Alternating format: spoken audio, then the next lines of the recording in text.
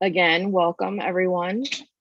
Building Bridges for America was formed with Mayor Pete's presidential run in 2020, and we are all pretty much previous in volunteers for Pete's campaign. We decided to form Building Bridges for America once he stopped his presidential campaign. And our mission is to basically train the trainers for relational grassroots organizers and equip them to help campaigns and causes based in progressive values. We are formed by Rules of the Road, which is Pete's campaign. And those are respect, belonging, truth, teamwork, boldness, responsibility, substance, discipline, excellence, and joy. We strive to inform and engage everyone in the lenses of our work, which is delivering racial equity, bridging rural and urban communities, reforming our democracy, and creating a sense of belonging.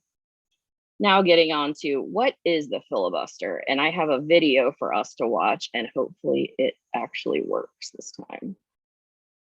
Can you hear it? Senators can talk about anything to delay or block the vote for a bill.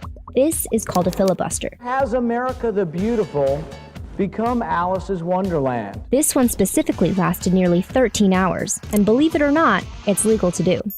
The Senate has 100 members. It takes 51 votes to pass a law. The filibuster is a tactic the minority can use if they don't have enough votes to stop the bill. To filibuster, any senator who opposes the bill can talk for as long as they want, which prevents a vote from happening. To end the filibuster, 60 senators need to agree to end debate on the bill. If there aren't enough people on board, the bill is put on the back burner and the Senate moves on to other business. By filibustering, the minority basically forces the other side to cough up 60 votes instead of 51 in order to pass the bill. Filibusters used to be rare, and when they were used to encourage debate and convince people on the other side to agree with you. It often delayed the vote, but didn't defeat the bill altogether. Take Senator Strom Thurmond, for example. He spoke for 24 hours and 18 minutes, the longest filibuster in history, and that bill eventually passed.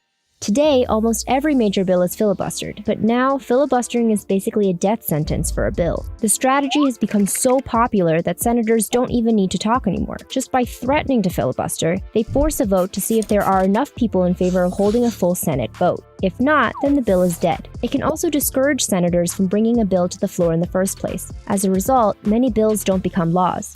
Supporters of the filibuster say it promotes compromise and gives the minority party a voice in the Senate. But this tactic really came about by mistake. The filibuster isn't part of the Constitution. It only became possible after the Senate eliminated a rule in 1806 that automatically ended debate on the chamber floor. Once senators realized they could prolong debate indefinitely, they took advantage of this loophole to block bills they didn't like. Hey, thanks for watching. Okay. Senators can. And now I want to introduce our special guest, like I said, Jevin Hodge, candidate for U.S. House in Arizona District 6. As soon as I can stop sharing, sorry. You got it. All right, you're good to go. Okay, all right. You are up, Jevin. All right. Well, thank you so much for having me here today. It is a great honor to be with each and every one of you, and I'm looking forward to our discussion around what's happening in Arizona, in the national landscape, and of course the question of the hour around the filibuster. But before I do that, I want to take just a brief moment to introduce myself, talk a little bit about the campaign. My name is Jevin Hodge. I'm running for the United States Congress in Arizona's 1st District because I got my opportunity, and I'm going to fight every single day for you to get yours. See, right now in Washington, lawmakers aren't doing enough to deliver for our American families. And we need leaders that are going to be on the front line, that are going to be bold, that are going to be excited and innovative to move forward and deliver for our American families. A little bit about me: Arizona native, born and raised of a single parent. My mother raised my brother and I by herself and taught us everything that we needed to know to be successful: hard work, determination, grit, perseverance, and how to get the job done. I am a proud public school kid from Head Start to high school. Grew up in affordable housing, And, I understand the power of investing in our communities. Got the opportunity to go off to one of the nation's top universities on a Pell Grant, where I bust my tail and worked very hard, came out of there and became a young business executive, where I got to work on some of the nation's most pressing issues: mitigating COVID-19, mitigating the effects of COVID-19 and distribution of vaccines, education, and homelessness, among several others. Deeply involved in our community. I serve on a number of boards around town in Arizona, but most importantly, I'm the proud president of the Booker T. Washington Child Development Center. It is the state's longest running Head Start. I'm a Head Start kid myself, and so it hits home for me to be able to serve in this capacity and deliver for our Arizona families. And I'll say this, a big part of leadership is stepping up to do the job when the job's not getting done. And right now in this district, we have a representative that is doing everything possible to prevent forward progress for Arizonans, for Americans, and for the United States of America. We need leaders that are going to be on the front lines, that are going to advocate for strengthening our education and to fight for access to quality, affordable healthcare, and to attack the climate crisis head on with 21st century jobs. And it's just not happening right now. And so I'm so excited to be on this journey of running for office for the United States Congress. I'm so motivated. And then the last thing I'll say is that this district is among one of the most competitive seats in the entire country. After redistricting, this district went from a district that President Trump won by 4.5 points to a district that President Biden won by 2 points, which is a significant shift in our favor, making it one of just a handful of districts in the country that President Biden won that is held by a Republican. And we're so excited of the support that we've garnered under the course of the campaign here. Leadership in the House is with us. Majority Leader Steny Hoyer, Democratic Caucus Chairman Hakeem Jeffries, Whip Jim Clyburn, and several members of Congress, labor unions, local leaders alike. And we've been busting our tail. We outraised our Republican opponent the last 3 quarters over in this last quarter by nearly $100,000. And so the Republicans are scared. Folks have a desire and an appetite for innovation and new energy. And we're going to breathe that breath of fresh air when we get elected here in November and then serve in the United States Congress. So I got to tell y'all, thank you so much for having me here today. And I'm looking forward to the conversation. You're muted. We are going to ask you a question now, Jevin. Mhm. Sorry about that. Tracy said boldness. It was one of Pete Buttigieg's rules of the road, and I'm glad to hear you speak of it as a key aspect of your message. But how can boldness counter the big dollars of lobbyists like the NRA, especially as gun safety bills are frequently filibustered?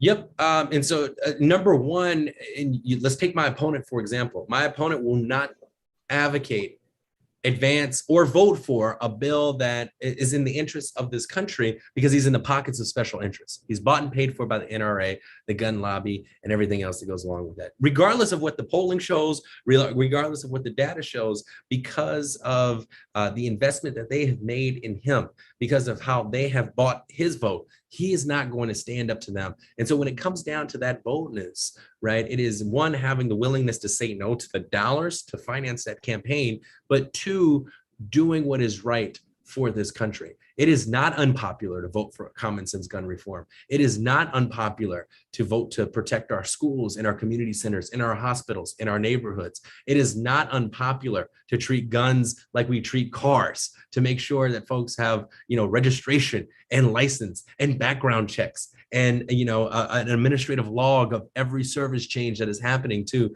that your weapon. That's not unpopular. But what is unpopular when you're bought and paid for by the special interest is to advocate against the interest that is paying for you. And that is what is happening right now. And so when you have a bold leader knows, one, the difference between right and wrong, but two, is going to stand up at all points in time to be in the best interest of the American people. So my question is, what, not to name any two senators specifically, one of them might be from your home state. What are your thoughts on the fact that we've got two moderate Democrats that are actually putting a hold on things that we can be accomplishing? Yeah, when it comes down to is the fact that first we all need to acknowledge that compromise isn't a dirty word, okay, and it is okay to work across the aisle. However, we have the majority. We need to govern as if we have the majority. And that is when Republicans had the majority, they did not ask the Democrats for their opinion or their approval to do anything. And so we need to step up. And again, back to being bold. We need to step up and deliver for the American people. And look, I understand I'm running in a swing district, the swingiest of swing districts. I understand the harsh realities of what it means to do something difficult, and the consequences that may result in that. However, there are certain initiatives that are up before the United States Senate that is popular across the entire country that will protect the interests of this country. And we need to act on it immediately. We need to make sure we're doing everything that we possibly can to deliver. And right now it's just not happening. And so this is when we implore the people of this country to utilize their voice at the ballot box and to call their representatives, to remind them the importance of the issues that matter most to them. Christy has a question for you. Please. Actually, yeah, I have been watching the Supreme Court lately, and that has a lot to do with our subject today about the filibuster, because it looks like a lot of it's being kicked back to the states. Mm-hmm. And I am concerned, and Arizona and the Southwest especially has a real problem with water. And I know that our natural resource of water from our rivers is actually interior, but the Supreme Court has pretty much said that the EPA does not have regulatory abilities.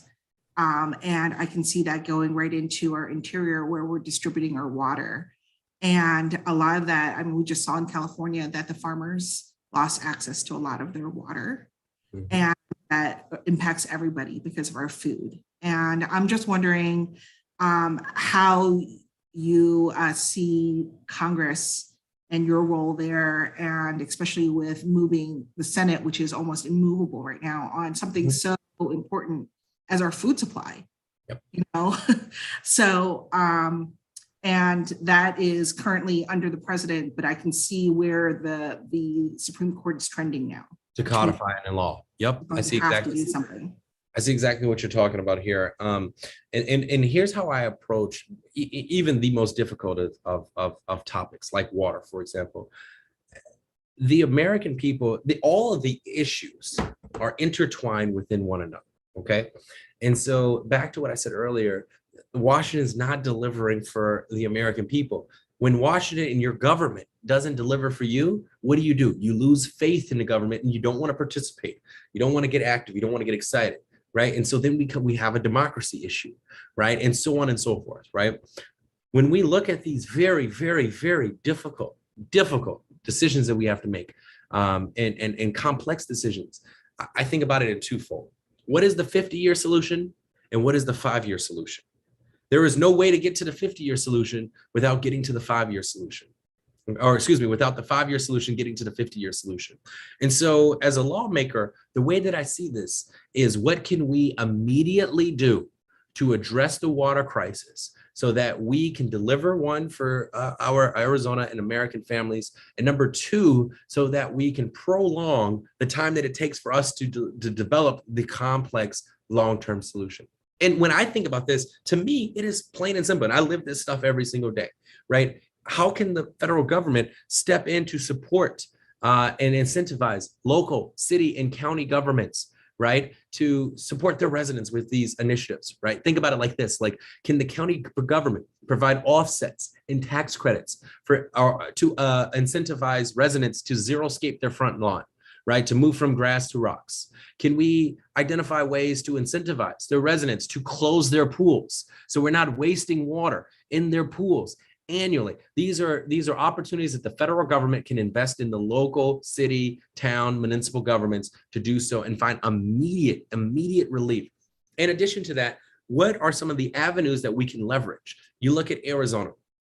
You look at my district specifically, I have 2 indigenous communities, and forest land is one of the only it's only one of the only districts in the country that has urban, rural, and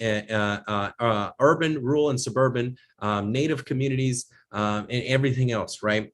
And we have miles on miles on miles of canals, and majority of these canals were either built or owned by the federal government. So how can we, and you look at Arizona, for example, water evaporation is an issue.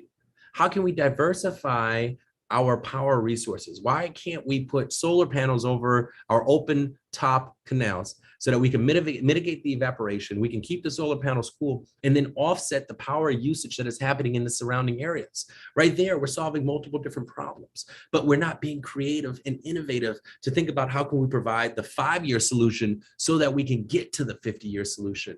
And then, the last thing that I would say is being very critical in looking at how can we invest in the desalinization of our ocean water, because that is going to be one of the many pathways to the future. And we need to invest in the science, we need to invest in the research so that we can identify a pathway forward for our water, because there is no life without it. Thanks, Jevin. That's a great answer. We're going to take a quick break on the questions and go to my favorite video of the night. If you remember anything about Schoolhouse Rock, maybe people will recognize this, hopefully.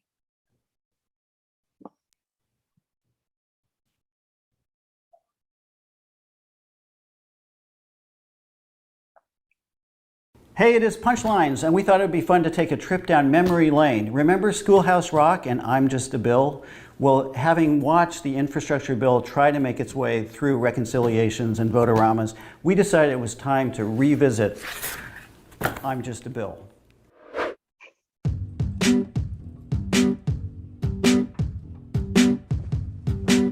Ooh, you sure gotta climb a lot of steps to get to this Capitol building here in Washington.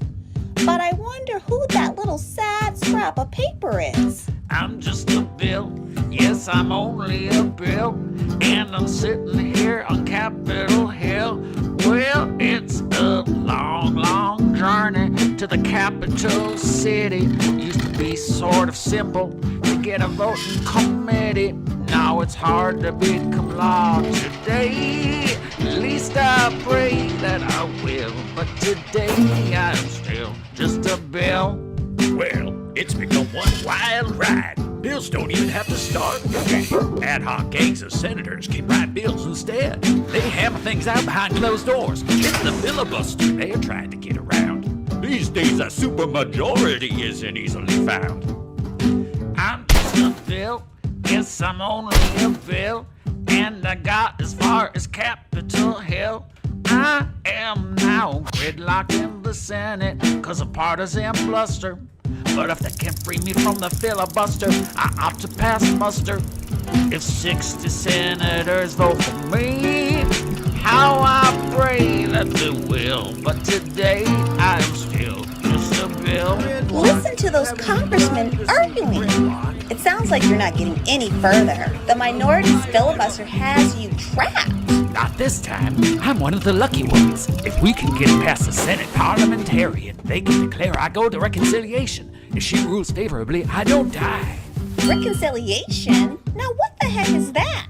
It's an obscure part of law that gives budgetary bills special powers. They can't get locked up by the filibuster. Thanks to reconciliation, a simple majority gets me out of the Senate. Then I go over to the House and go through a vote-a-rama. Oh no! Oh yes! What the heck is vote-a-rama? It's how I get to the floor for a vote. A mostly meaningless 20-hour marathon. Make any amendment you want to for all for members of Congress.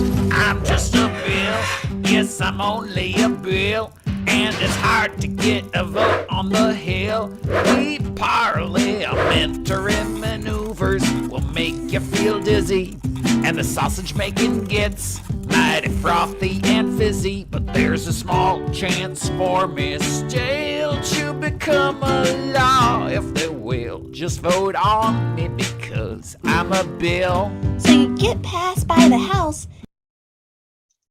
and sent back to Senate. And then you're done, right? Oh no! Then I go to conference where the White House joins in. More amendments can be added or subtracted. There's a whole lot of wheeling and dealing, and I find my way back to the Senate for more debate and then another vote. Then they even put me through another vote-a-rama. Then the Senate bill is sent back to the House again, where they have to vote on me again. If I get through all that and then they vote for me, then I finally get sent over to the White House. I finally make it to the president's desk, where I get signed into law. That is, if I ever make it that far, and only if he doesn't veto me. It's not easy to become a law, is it? No, but how I hope and pray that I will, 'cause today I'm still just a bill.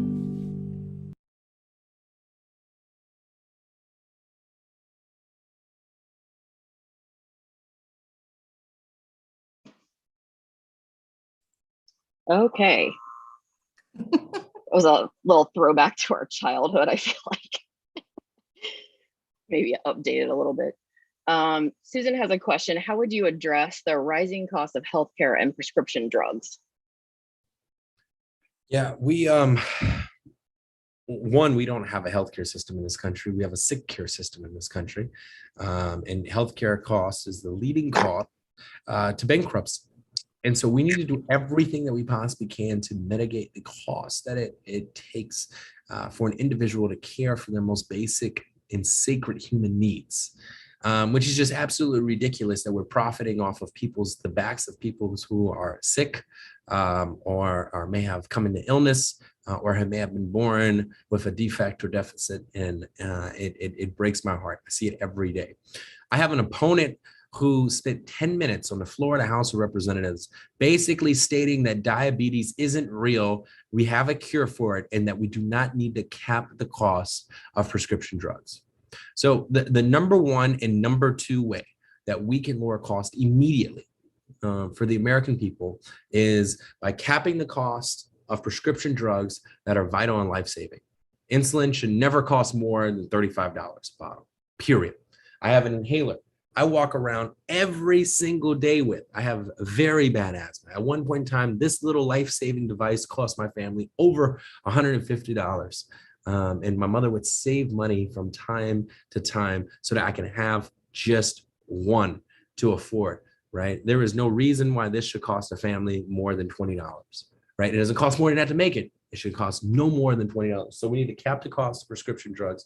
And then we need to do everything that we can to lower the cost of premiums. That's where it hurts our families' pockets, is in the premiums. And the federal government needs to act in response immediately so that we can lower that cost for our families. And when we do one and when we do two, again, like I said, we need the 5-year solution so that we can get to the 50-year solution.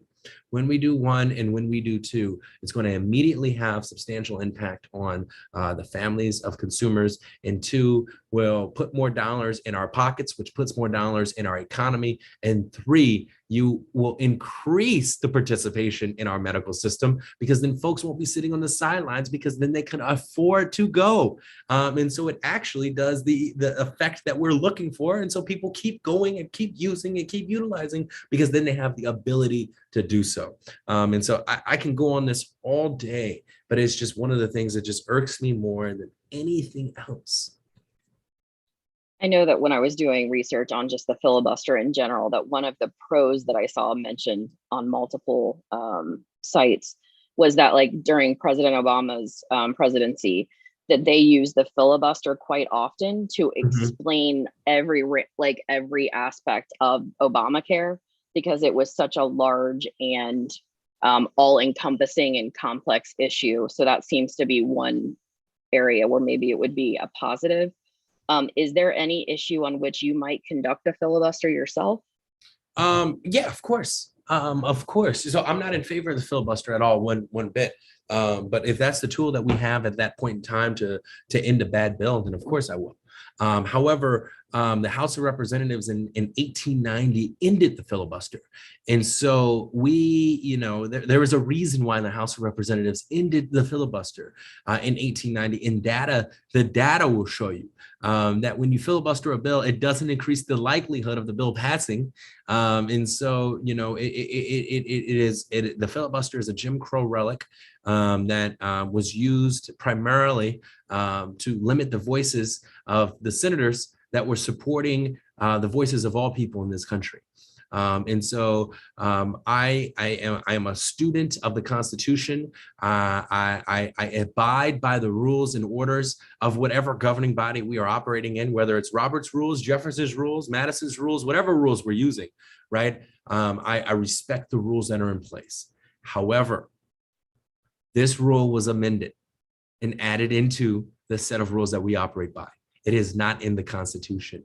We can come together to agree on a new system that works for the American people. That's what we need to do, right? Not use a 2-century-old rule, right, that is not relevant to modern day. We need to figure out a way for us to govern together. And move away from the tools of the past, right? We can't use archaic rules of the 1800s to govern in a 21st century environment, period. And then with that being said here, there is a reason, right? And this goes back to, I just want to keep going back on this point. If there's anything that folks take away, there is a direct correlation between the dismantling of our government, right? The lack of effects that you see every day in the participation in our democracy. When you don't feel that your government is working for you, you have no desire to participate in that system. And we need to do everything that we possibly can as active, engaged citizens, like the ones on this call, to our elected officials and everyone in between in the public sphere. We need to do everything possible to remind folks that it is important that their voice matters, that their government is working for them. The garbage is getting picked up. Their lights get turned on. Their water is running in their pipes. Because when folks forget that, that is a very dangerous place. And that's where we're heading. We're heading to a place where the Republicans are controlling the narrative, and they are telling you a story that your government doesn't work, that your media is lying to you so that you don't participate in the process, so that they can have control of the process. They leverage the filibuster so that they can show that government is broken. This is a part of the long-term plan. And I'm sorry I'm on my soapbox, but it is something that we must convey over and over and over again, because we're more powerful than them. When you unite the people, this is our country, this is our republic, this is our democracy. And when we unite together, we are more powerful than any force trying to dismantle it. Absolutely. I completely agree with you on that. Just a reminder, we are putting the link for the template for writing letters to your senators about the filibuster, and we encourage everyone to do that. How can we flip the message on pools and lush green unnatural lawns, especially when it requires water restrictions, even in New England? Restate the question again. I'm looking in the chat. So how can we flip the message on pools and lush green unnatural lawns, especially when it requires water restrictions? Even here in New England. So the way we tell this story is, and yes, everyone loves their pool, right? Everyone loves their beautiful lawn. Beauty comes in several different ways. And so, understanding that this is your contribution to the preservation of our earth. This is your contribution to making sure that we have a place to live for your kids. Because it's not in our lifetime that we're going to run out of water. We know that, but we want to leave a better environment for the future generation. And we do not want to leave it in a way that is worse off than how we inherited it. And it's service, right? Service is rent we pay. Sterling Chisholm. Service is the rent we pay to live on this earth, right? And this is a part of our civic duty. This is a part of our service. This is a part of that higher calling for us to be the greatest being that we can possibly be. Like the luxuries of having, the tall green grass is beautiful. Don't get me wrong. It's great. But having turf will make sure that your kids have the opportunity to grow grass and have drinking water. And so highlighting it from that perspective, that and making investments like this is a long-term investment. It's a generational investment. It's an investment in your lineage, and making it personal. Bringing it back home is how we're going to be able to tell that story about the importance of it. So just one item for discussion, maybe amongst, I want to get your take, Jevin, but maybe other people can say it in the chat. If we were to use the filibuster, like so many people, or to eliminate it as so many people are encouraging, Democrats to do, to get stuff passed right now, is that a good thing? And then if it is, I've heard so many negatives, like, well, what happens the next time that the Republicans have the majority? Then they could just do the exact same thing, and then it becomes like just this endless cycle of ending the filibuster. That's exactly right. It's the endless cycle of utilizing the nuclear option. That's what we're afraid of. And so what the argument, which I fully understand, of not invoking the precedent of doing something like this, my answer to that is simple. It's complicated in its action, but simple. If you want to change the laws, you got to change the lawmakers, period. And so what we have to do is that we have to plan, again, in the 5-year, so that we can prepare for the 50-year. And we need to organize in these communities, right, that have the votes, but may have never leveraged the votes. Places like Arkansas, places like Texas, for example, places like Arizona. The work with 10 years ago, when we were organizing, folks thought we were crazy when we said we're going to have a Democratic majority here in Arizona sooner rather than later. People thought we were insane, but it took time and we got there. And we're still a work in progress, but we're getting there. With regards to abolishing the filibuster, I am under the belief that we need to do what we need to do to enact policy in this country that is going to protect us right now.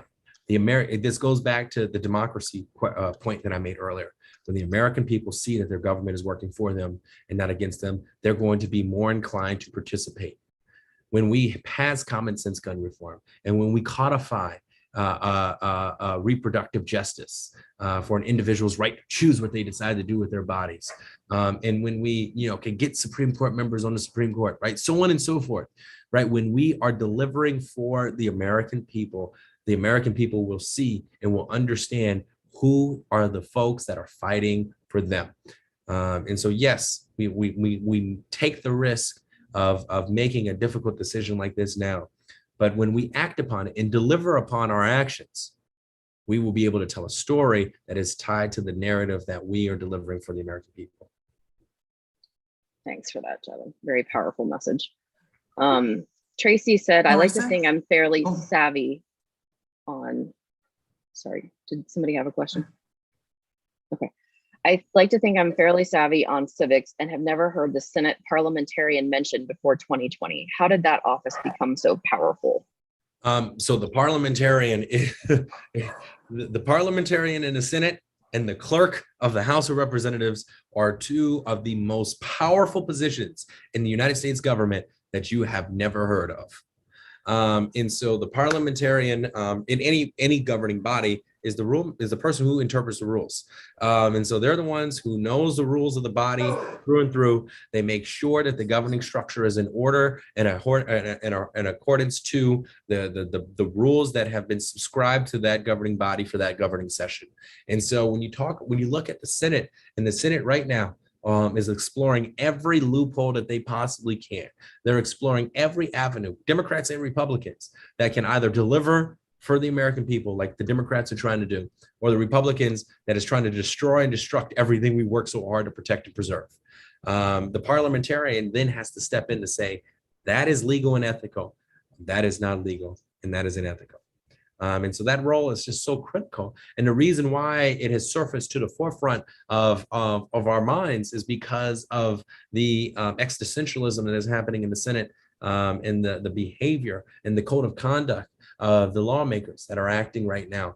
And so keep your eyes peeled. As some homework, I would encourage you to read about this position. I would encourage you actually to read about the governing rules of the Senate so that you can get an idea of what we're working with, and continue to stay up to speed on that.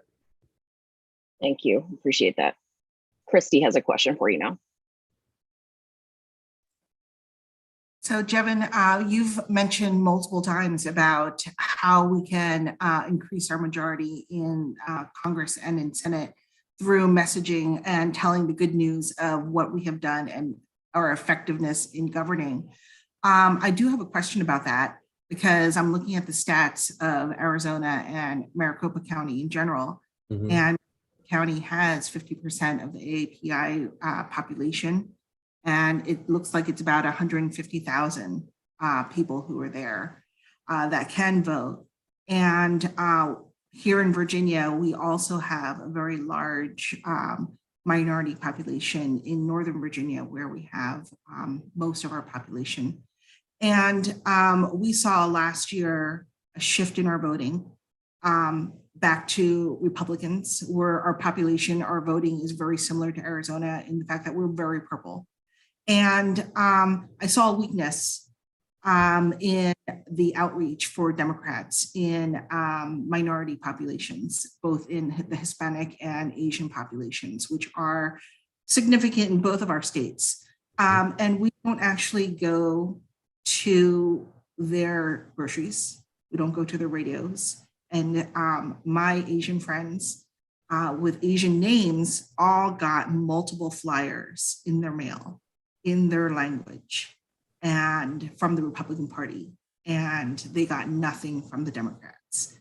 I feel like perhaps Democrats take these votes for granted and just think that immigration and the threat of immigration is the only weapon that they have.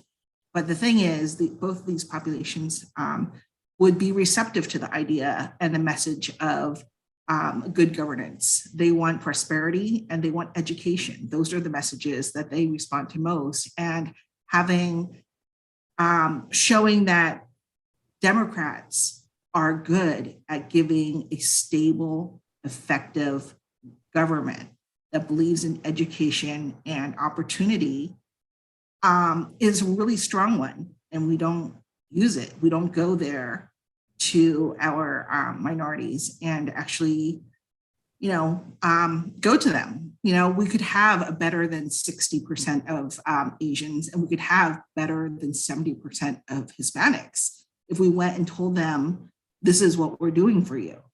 But we don't ever do that. We just keep on saying, we talk about the boogeyman of immigration, which is fine, but that's not what everyone responds to.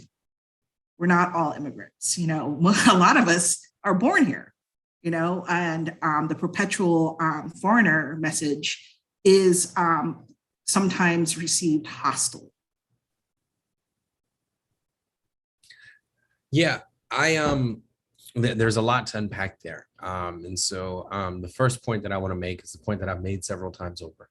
You want people to vote for you. You want people to participate. You got to prove that you are working for them, not against them. And until you can prove that, folks are not going to be inclined or excited or motivated to do so. The second thing I'll say is about messaging.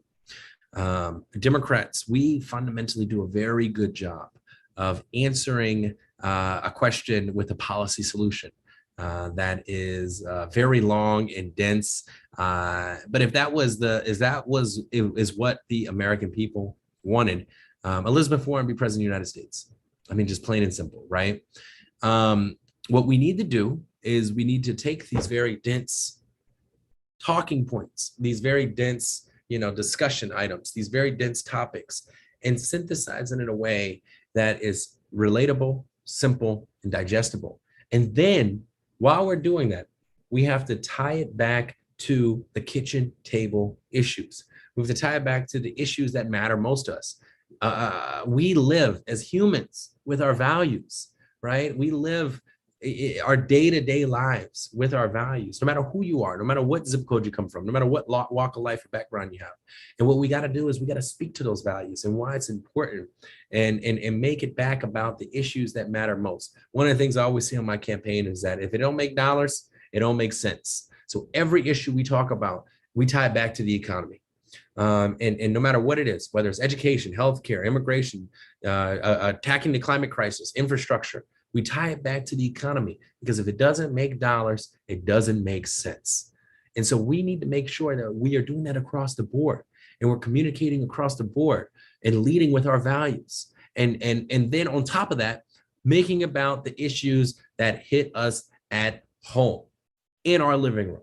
And when we can do that, we will be able to communicate in a way that's meaningful. Point number 3 that I want to talk about is you said something very, very serious.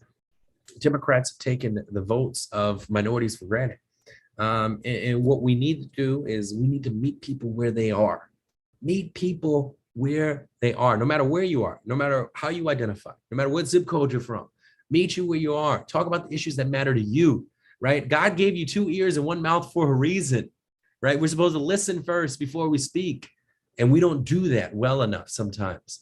And one of the things that when I was leading the Democratic Party in Arizona, I said, we need an endowment so that we can have an organizing fund to hire people from our communities, whether it's the indigenous communities throughout the state, whether it's the dense Latino pockets throughout the state, hiring Black organizers that grew up in the Black community, hiring Jewish organizers that live in the Jewish pockets of our district, members of the AAPI community, all of that so that we can have dedicated resources so that we're hiring people from that community to communicate and learn the issues of that community. And if we're not meeting you where you are, how can I, in my right mind, expect you to meet me where I need you to meet me?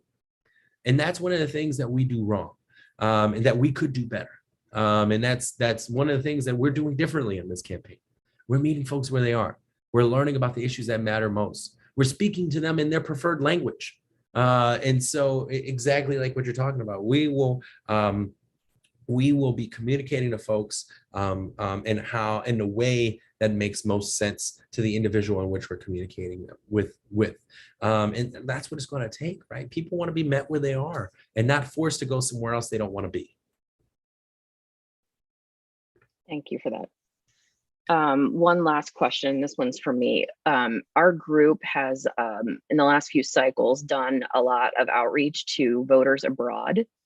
And, whether it's job or it's our military family members. And has your campaign thought about doing that? Because as you know, every vote counts, and I'm not sure what percentage of that is in your community, but yeah, we and I pardon my lack of knowledge on this. I don't have the exact numbers of the percentage of voters that live abroad, but I do know that we do have voters that live abroad, right? And so what we're going to do is that back to the point I said earlier, we're going to do everything that we can to meet the voter where they are. And so we're not going to be, if we know that someone is an absentee voter that votes outside the country, we're going to find a way to call them in their time zone so that we can reach them where they are. We're going to find a way to we're going to mail them at their address in a reasonable amount of time, not the week before the election, right? So that we know if mail forwarding and everything else works out. So yes, it is going to be a part of our outreach efforts to make sure that we're communicating with all the voters here, because this is, like I said earlier, this is not a landslide, right? I am running in one of the most difficult, is going to be one of the most expensive, is going to be one of the closest elections in the country. We're not taking any votes for granted. And those of you who were with me in 2020, my last race, I had nearly 1 million people in my district. I lost by 403 votes out of nearly 500,000 ballots cast. The one thing we didn't do was that we didn't take not one vote for granted. And that's what we're going to do again here. We're going to meet people where they are. We're going to make sure that we're engaging folks head on. And then we're going to talk about the issues that matter most. And if you're abroad, that means you're abroad. we're going to find out, even that means calling at 2 a.m. We'll get to you. You'll find them. Right, You'll find them no matter where they are. All right. I'm going to